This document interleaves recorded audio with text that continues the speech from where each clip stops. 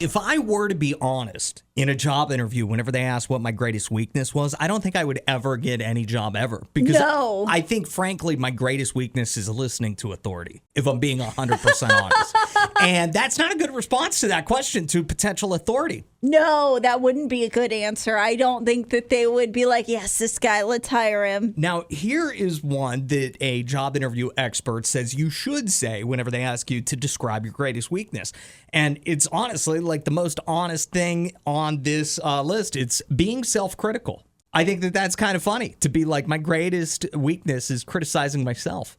I don't like that one. I mean, I feel like that kind of falls into the age-old, you answer it with a secret strength, so that way you can be like, oh, I'm so critical, but that really helps me perform well and blah, blah. Like, I don't know. I just don't know that I love that one. A weakness that potential job interviewers like to hear about is trouble establishing a work-life balance. Yeah, no kidding. Yeah. They would like to hear that. Honestly, that's kind of what the first one feels like, too. It's like, oh, so you're easier to take advantage of because you're going to be really hard on yourself. Like, cool, okay. Oh, honestly, I didn't even think about this one sort of being like mine, but struggling to accept feedback.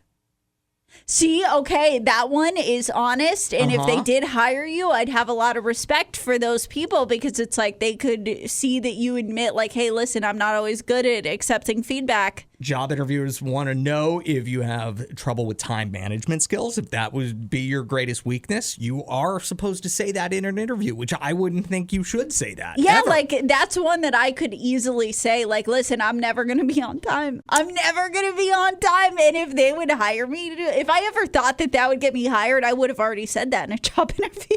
Having a hard time adapting to changes is something else that job interviewers say is a great response to describe your greatest weakness. That one I like because truthfully, no one's good with change. And it's like, what could they really hold against you on that one? Another one is experiencing imposter syndrome. You're supposed to bring that up whenever they ask you to describe your weakness. I don't know if I like that one either because I don't think there's anybody who doesn't experience imposter syndrome. Except for potentially like the worst kinds of people. Right. The people who are so in their narcissism or whatever it is that they're like, I'm amazing. I definitely deserve everything that's been given to me. You're supposed to call out your anxiety in high stress situations whenever you're asked to describe a weakness. I don't think employers should have that information. I don't think that you should say that. Perfectionism is something that you could say is a weakness, which that kind of sounds to me like what you were saying, that humble brag. Turn a negative into a positive. I have used job interview after job interview. It has given me some success. I have gotten some jobs because of it, but it hasn't gotten me all the jobs, but that is my go-to. I'll be like, I'm a perfectionist and I want everything to be perfect. But it's like, I mean, on some levels, yeah, that's true. On some levels, no, it's not. And what kind of expectations am I setting for the company? What would you do if a potential job interview after you went with the whole perfectionism thing was like, perfectionist, huh? What about those roots on that head of yours or something like that? Like, would you be just walk out of the room? Yeah, like, I would be like, okay, this is crazy. I don't want to work here.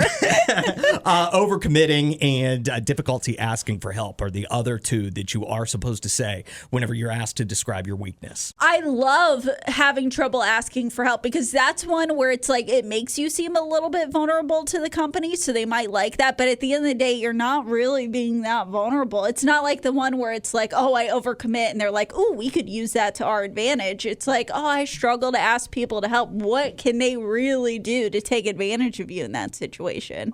Jerry just says that he would just say bench pressing is a weakness of his.